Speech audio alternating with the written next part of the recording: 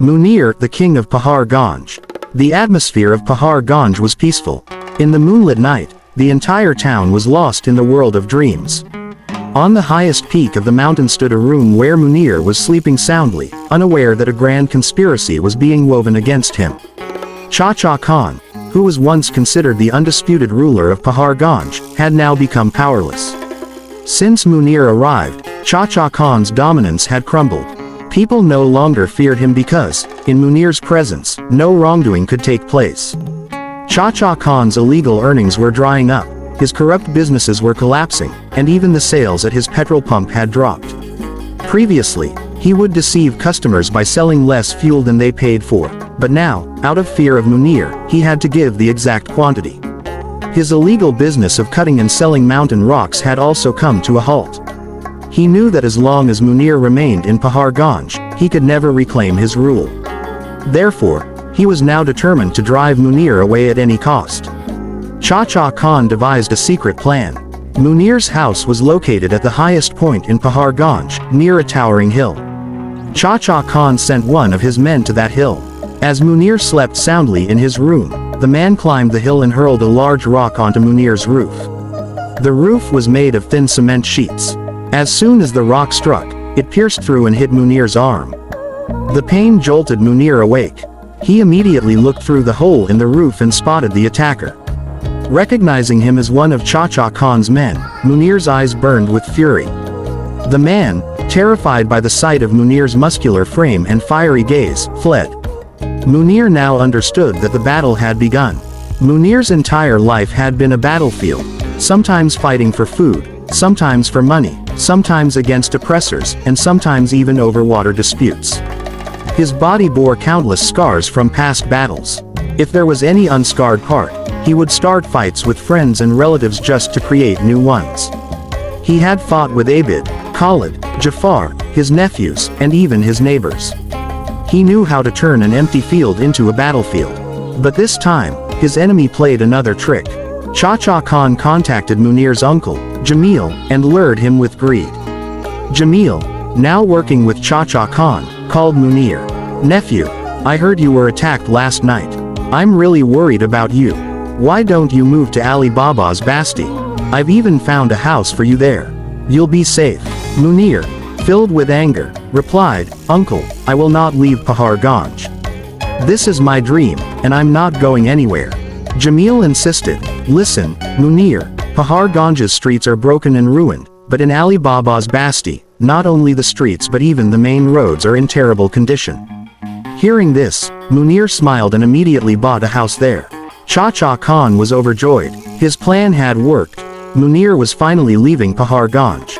But this happiness was short-lived. The next day, Munir's friend Jafar called him. "Munir, I heard you bought a house in Ali Baba's Basti and are leaving Pahar Gunj." Munir proudly replied, "Yes, because even the main roads there are broken." Jafar laughed and said, "Munir, I did some research. Ali Baba's Basti is developing rapidly. The roads and streets will be repaired soon. But Pahar Gunj will always remain the same. Decades will pass, but its streets will never improve." This was all Chacha Khan's trick. Hearing this, Munir became worried. "It's too late now. I've already bought the house." Jafar reassured him, "No problem. You've only bought the house. You haven't moved in yet. Why not set up an outpost there? This way, you can help the oppressed people of Ali Baba's Basti while maintaining your stronghold in Pahar Gunj." Munir liked the idea and immediately acted on it. Now, Munir had thwarted all of Chacha Khan's schemes. Chacha Khan was left with only one hope: his ferocious dogs, which he had unleashed to cross Pahar Gunj. With a single signal, they could tear anyone apart, especially near Munir's house. But Munir had anticipated this move. Over the past 5 years, he had fed those dogs more bones than Chacha Khan had in the past 25 years. Wherever Munir went, friends' houses, relatives' places, he collected bones and brought them for Chacha Khan's dogs. So when Chacha Khan commanded his dogs to attack Munir, not a single dog moved. Seeing this, Chacha Khan flew into a rage and fled far away from Pahar Gunj. Now, Munir had eliminated his greatest enemy from Pahar Gunj and had also gained a foothold in Ali Baba's basti. Munir always said, "Powerful people come from powerful places, and there is no place more powerful than Pahar Gunj." Moral of the story: this story proves that power is not just about physical strength, it is also about intelligence, patience, and strategy. Despite all his conspiracies, deceit, and ruthless tactics, Chacha Khan could not defeat Munir because Munir faced every challenge with wisdom and bravery.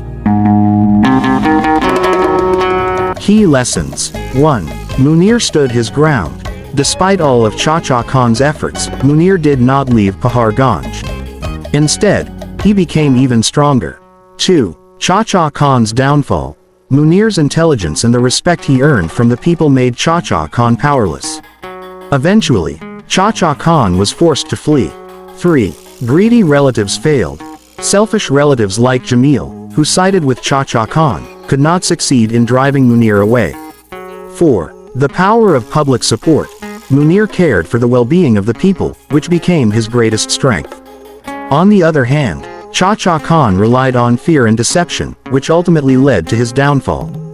5. Wisdom and strategy are the ultimate weapons. Had Munir acted out of anger, he would have fallen into Chacha Khan's trap. Instead, he used intelligence and secured his position. Conclusion. The truly powerful are not those who rule through fear but those who establish their position through intelligence, honesty, and bravery. Powerful people come from powerful places, and there is no place more powerful than Pahar Gunj.